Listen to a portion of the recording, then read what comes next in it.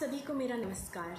मैं हूँ डॉक्टर अपाला मिश्रा और आज मैं आप सबको अपनी कुछ कविताएं सुनाऊंगी। सबसे पहले तो चिंतन साहित्यिक संस्था को मेरा धन्यवाद कि उन्होंने मुझे अवसर दिया और आप सबसे जुड़ने का मौका भी दिया। आजकल हम एक ऐसे कठिन दौर से गुज़र रहे हैं। ये जो कोरोना का कठिन समय है, इसमें हम सब बहुत ही अनसर्टेनिटी और नेगेटिविटी से घिरे हुए हैं आजकल। तो ज़्यादा कुछ नहीं, मेरी बस इतनी ही आशा है कि शायद मेरी छोटी छोटी कविताएं सुनकर आप सबके चेहरे पे थोड़ी मुस्कान आए और थोड़ा सकारात्मक और थोड़ा अच्छा महसूस हो। बस यही उद्देश्य है मेरा। मैं कुल 8 कविताएं सुनाऊंगी और घबराइए मत, सारी कविताएं बहुत छोटी छोटी हैं। और मेरी सबसे पहली कविता है बंद दरवाज़ा।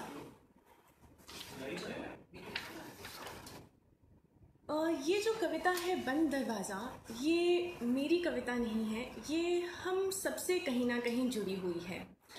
क्योंकि हम सब ने कभी ना कभी ये ज़रूर महसूस किया है कि हम समाज के लिए कुछ करें या कुछ कहीं ठीक नहीं लगता है हमें और कुछ बदलने की इच्छा होती है हमें, लेकिन फिर हमें एक सोच रोक देती है और वो ये सोच है कि उस राह पे उतरना एक बंद दरवाजे को खटखटाने जैसा है और यही सोच के हम रुक जाते हैं।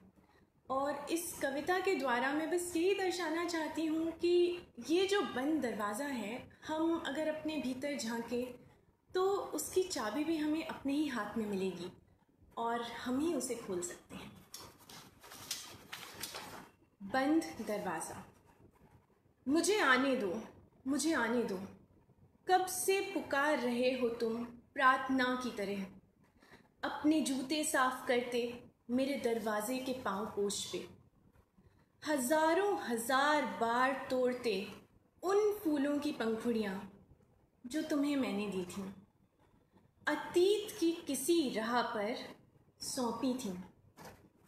उन्हें तोड़ते हो कि जैसे तोड़ते हो पुष्प वन, मुझसे सैकड़ों मील दूर, हृदय वन से दूर। लेकिन कभी भी नहीं जुटा पा रहे हो इतना साहस कि एक कोमल कदम रख दो मेरी दुनिया के द्वार के भीतर, कि एक कोमल कदम रख दो मेरी दुनिया के द्वार के भीतर।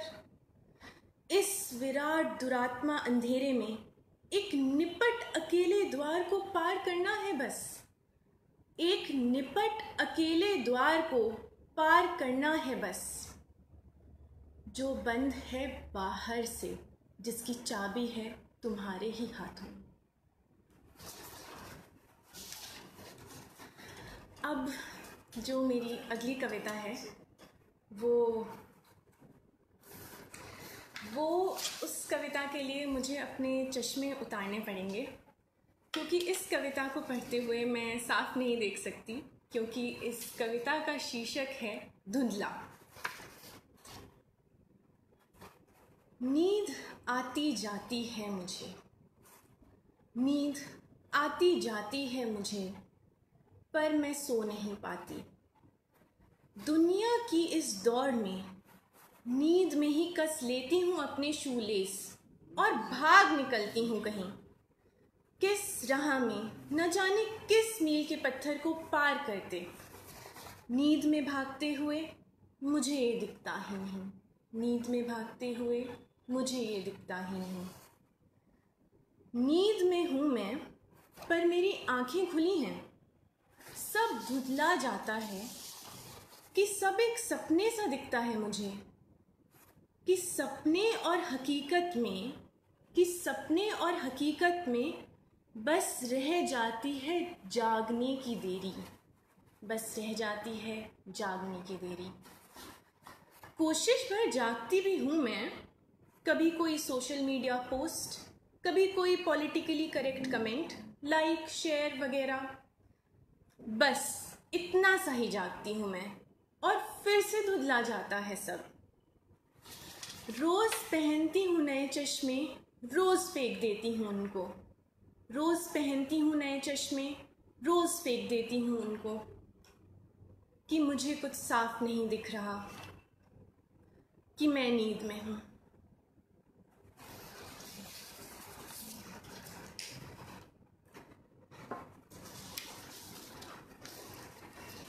अब जो मेरी अगली कविता है उसके लिए मुझे अपनी डायरी खोलनी पड़ेगी, जैसा कि आप देख रहे हैं, क्योंकि ये कविता मैंने एक बार लिखी थी और मेरी इस डायरी में कुछ कुछ फूलों की पंखुड़ियाँ भी हैं। और ये पंखुड़ियाँ कैसे आई यहाँ पे, बस यही कहानी है इस कविता में।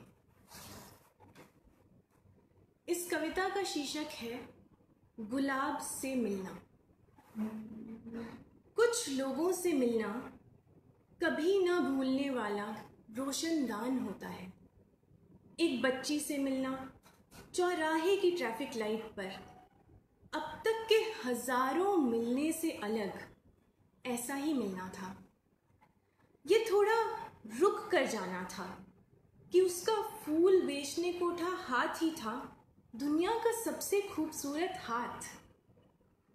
कि उसका फूल बेचने को उठा हाथ ही था दुनिया का सबसे खूबसूरत हाथ।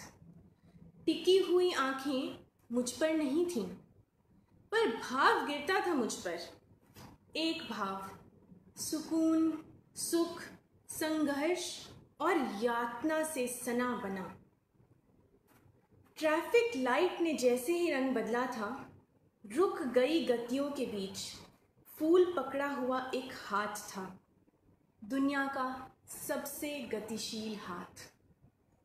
बिना कुछ कहे बेचने की कोशिश गाड़ी के शीशे के पार सब कुछ कहती थी। दो आंखें जो टिकी हुई मुझ पर नहीं थीं, टिकी थीं अपने से पार। गाल पर कई बार गिरकर सूख चुके जल की लकीरें थीं, धूल, मिट्टी और जीवन के गंध से सनी, पर मुझ में जो धसी जीने की अदम्य इच्छा थी। मैंने अपनी तरफ देखा, मैंने अपनी तरफ देखा और उसी एक क्षण में अपने पिछले से पार निकल जाने को तैयार हुई। बढ़ाया मैंने हाथ। ये सिर्फ फूल खरीदना भर नहीं था, फूल लेते हुए मिला जो स्पर्श, दुनिया का सबसे खूबसूरत हैंडशेक था वही।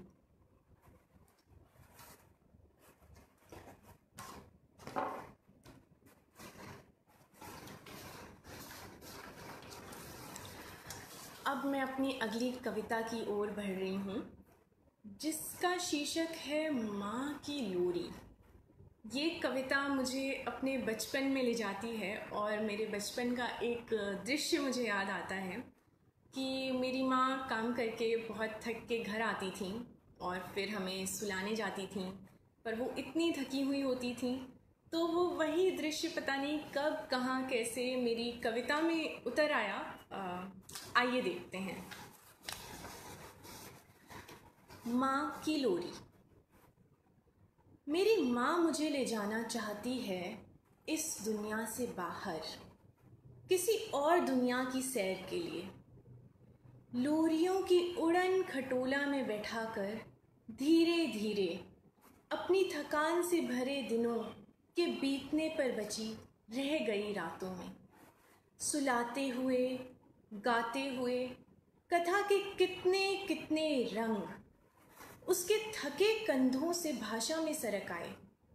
टूटते बिखरते, पंक्ति तोड़कर कूदते फांदते शब्द, खोजती हुई सी कोई छोटी चीज कथा के बीच उभरती थी। कोई बचा रह गया काम, उबलने को होता किचन में दूध, तो किताब का एक छोटा पन्ना, सहजने को होती कोई भूली सी मामूली सी बात, कोई बिछड़ गया सा सपना, पता नहीं कैसे कितना सा अपना। इतनी इतनी कथाओं के बीच चलता चला आता है उनका बड़बड़ाना, अध नींद का। कोई सोता हो जैसे अधूरे काम छोड़कर, कोई सोता हो जैसे अधूरे काम छोड़कर, सामानों और सपनों की आपसी तकरार में किसी दूसरी दुनिया से चली आती हैं कहानियाँ। कुछ समझ में नहीं आती, कुछ नहीं आती समझ, पर पहेली नहीं होती। इससे पहले कि मैं उसे दो दुनिया के झगड़े से निकाल लूँ, बता दूँ या पूछ लूँ, इससे पहले कि मैं उसे दो दुनिया के झगड़े से निकाल लूँ, बता दूँ या पूछ लूँ, नींद के चादर ने ढक लिया होता है माँ को, नींद के चादर ने ढक लिया होता है माँ को।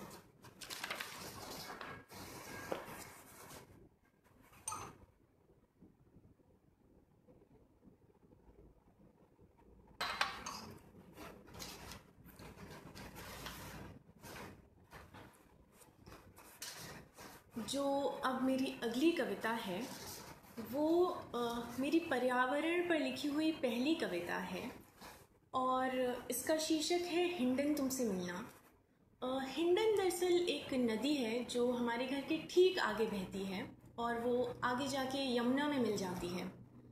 और एक ज़माना था जब ये नदियाँ बहुत खूबसूरत हुआ करती थीं, लेकिन अभी देखते ही देखते ये जो छोटी छोटी नदियां हैं वो ख़त्म होती जा रही हैं और अब ये जो हिंडन है वो एक नाला बन चुकी है और ये बहुत ही दुख की बात है। और इसी को लेकर मैंने एक कविता लिखी है, हिंडन तुमसे मिलना। हिंडन तुमसे मिलने आई मैं, मीलों दूर से बनी, सफ़र की थकान को उतार फेंकने को व्याकुल, हुलस कर हाथ जो बढ़ाया था मिलाने को हाथ, रास्ते में ही छूट गया बढ़ाया था जो हाथ। हिंडन तुम ऐसी उदास और चुपचाप निरुपायता ओढ़ कर पड़ी हो, तुम्हारी सखियां बिछड़ गई हैं तुमसे और तुम्हारी बहनें कहाँ चली गईं। खोई हुई तमाम चीज़ों में धंसा कोई रिश्ता खो गया हो जैसे, हमारा तुम्हारा हृदय ऐसा दो फाड़ कर पड़ा है निरीह बेचारा। हिंडन तुम्हारी चांदनी जैसी काया कब लोप हो गई, ये सूखी बेजान तुम नहीं हो। कहाँ चली गई तुम्हारी कस्तूरी गंध और किनारे की वृक्षावलियाँ, अमराइयों वाली छाव में तिरती सारी जलपरियाँ कहाँ चली गईं। कहाँ चला गया एक पूरा रंग बिरंगा जीवन से चमकता संसार। ये जो सामने चली जा रही हो तुम नहीं हो। हिंडन ये नाला प्राणहीन इतिहास से छूटकर गिरा एक समय इसके साथ चला जा रहा है। जिस दिशा में चलता है तुम्हारा बहाव, एक स्मृति खंड मनुष्य के स्मृति वन से विगल होकर बहा जा रहा है। न कोई चहचहाहट है न पीपल वन, ऊपर से गुजरती है एलिवेटेड रोड, गाड़ियाँ तेज हॉर्न में चीखती, हवा को मात देती, दौड़ती। तुम्हारे साथ सारी प्रकृति के साथ ये क्या कर डाला हमने। मेरा हुलस कर बढ़ाया हाथ मिलाने को रास्ते में ही छूट गया। ऊंचा उठा था मेरा माथा और निगाहें पृथ्वी में गड़ी रह गईं, और निगाहें पृथ्वी में गड़ी रह गईं।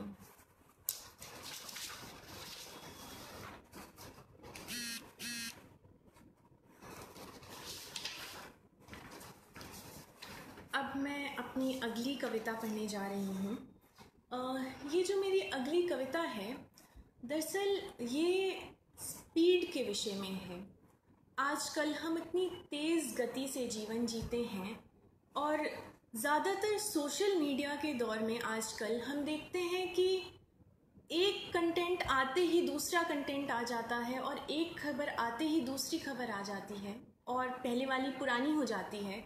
और भले ही हम आज लॉकडाउन में बैठे हैं पर फिर भी हम देखते हैं कि कितनी सारी खबरें हैं जिनको बहुत ज़्यादा ऊपर होना चाहिए था पर वो अनदेखी रह जाती हैं। तो इसी से जुड़ी मेरी अगली कविता है जिसका शीर्षक है आज। अगर आज मुझे थोड़ा सा ज़्यादा मिल पाता तो मैं कुछ और पकड़ पाती उन छिपी हुई बारीक बातों को जो मेरी नज़र के पार पड़ी रहीं अब तक, जो नहीं थी मेरे जानने के लिए, जिन्हें बोलना भी गुनाह था शायद, जो इतनी तेज़ गतियों में छूट छूट जाती थी पीछे। बहुत से दृश्य जो मेरे सामने थे ओझल मान लिए जाते थे। अगर आज मुझे थोड़ा सा ज़्यादा मिल पाता, अगर आज मुझे थोड़ा सा ज़्यादा मिल पाता तो फिर से बुन पाती उन छूटे हुए ओझल मान लिए गए लम्हों को जो 24 घंटे की घड़ी के सीमा के पार खड़े थे, जो 24 घंटे की घड़ी की सीमा के पार खड़े थे। थोड़ा सा और आज, थोड़ा सा और जीने की मोहलत का नाम हो सकता है, थोड़ा सा और महसूस कर पाने का सुकून भी, और शायद थोड़ी सी और नींद मिल जाने का गुमान भी, नींद जो सपने की एक राह भी है।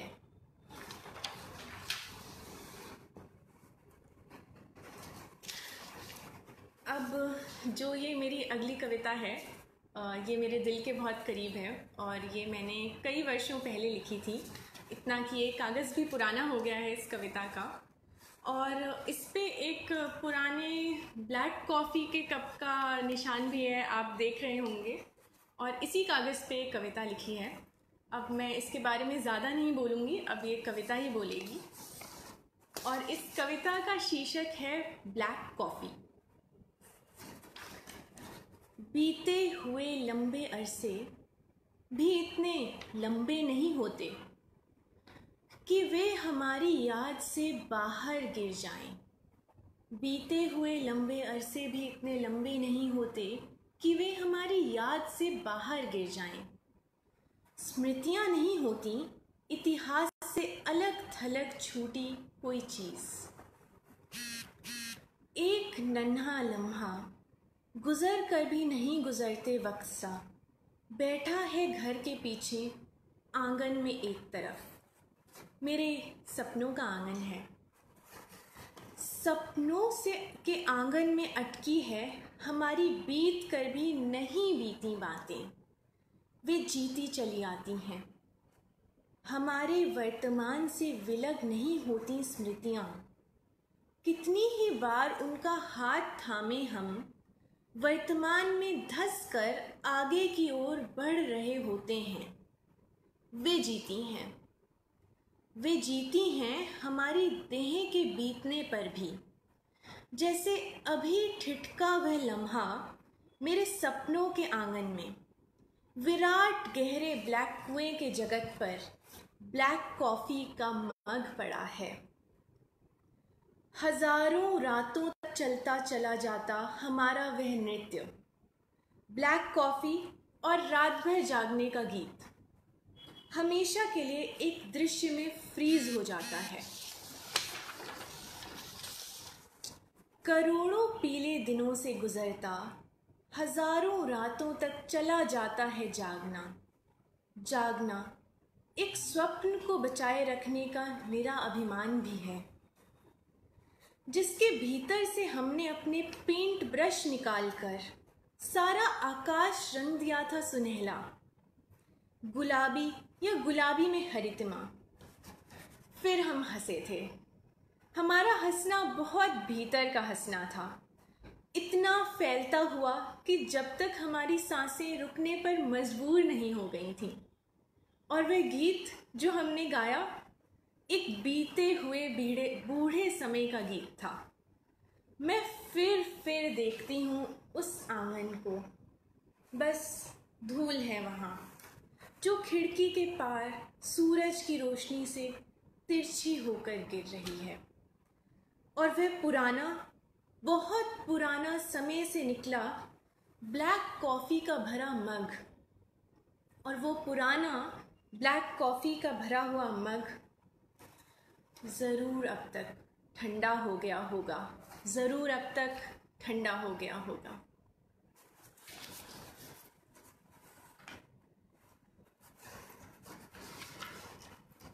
अब अगली कविता जो है वो मेरी 8वीं और आखिरी कविता है।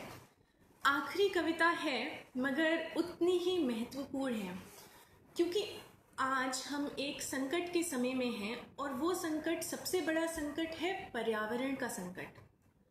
और मेरी अगली कविता का नाम है पानी का होना। तो जैसा कि हम सब जानते हैं कि पानी एक बहुत ही कीमती चीज़ बनती जा रही है आजकल, और भारत जो कि पहले एक वाटर स्ट्रेस्ड कंट्री थी, अब वो वाटर स्कैर्सिटी की तरफ जा रही है। अगले 2 से 4 वर्षों में, यानी 2022 से 24 में हमें बहुत बड़ा पानी का संकट दिखेगा, जिसको संभालना बहुत मुश्किल होगा। तो ये आखिरी कविता पानी पर है, क्योंकि पानी ही सबसे कीमती है। पानी का होना। पानी जहाँ होना चाहिए था, नहीं था। जहाँ नहीं होना था पानी, वहाँ खूब खूब जमा कर दिया गया था। उसी में थे मनुष्य की महत्वाकांक्षाओं में तैरते नरक द्वार। उसी में थे मनुष्य की महत्वाकांक्षाओं में तैरते नरक द्वार, सारी निर्मलता को निगलते कारखानों के हाहाकार राक्षस। जल, जल कहना उसकी पवित्रता में उतरना जैसा था। जल पानी का ज़मानों पुराना संस्करण था, और अब वही जल बोलते नहीं बनता है। जहाँ मचल मचल कर उमड़ पड़ता था पानी, वह कोई समुद्र, कोई झील, कोई तालाब नहीं था, किसी की आँख का तल था। और अब सूखा निचाट। जहाँ होना था सबसे ज़्यादा पानी, सबसे कम जगह रह गई थी वहाँ। जहाँ होना था सबसे ज़्यादा पानी, सबसे कम जगह रह गई थी वहाँ। प्रकृति ने नहीं बांधी थी कोई हद पानी की, पर बांध दी गई थी, पर बांध दी गई थी। बहती धाराओं की सीमाएं निर्धारित कर दी गई थीं। नदियों के जल से भी होते रहे बंटवारे, नदियों के जल से भी होते रहे बंटवारे, कि नदियों के जल के भी उठाए जाते रहे ठेके, और विवाद की जड़ ठहराया गया पानी। जब तक नहीं था पानी अपनी दुनिया की हलचलों में, तो पानी की दुनिया का होना भी कहाँ रह गया था संभव। जब नहीं था पानी अपनी दुनिया की हलचलों में, तो पानी की दुनिया का होना भी कहाँ रह गया था संभव। पानी की दुनिया नहीं होती तो नीर क्षीर विवेक भी कैसे बचेगा मुहावरे के भीतर। कितनी तो ध्वनियाँ थी साहित्य में पानी की, कितने थे दृश्य, कितनी प्रेम कथाएं थीं पानी से गुजर कर जाती थीं। कहते थे पूर्वज एक वक्त था कि भरा था शब्दों में डबाडब पानी। कहते थे पूर्वज एक वक्त था कि भरा था शब्दों में डबाडब पानी। इतिहास के हाथ से फिसल कर गिर गया घड़ा, इतिहास के हाथ से फिसल कर गिर गया घड़ा, और सिर के ऊपर बहने लगा पानी। धन्यवाद। तो बहुत बहुत धन्यवाद। आशा है कि मैं अपनी कुछ बातें आप सबके सामने रख पाई होंगी इन कविताओं के द्वारा, और आपके ये कुछ पल अच्छे बीते होंगे। धन्यवाद।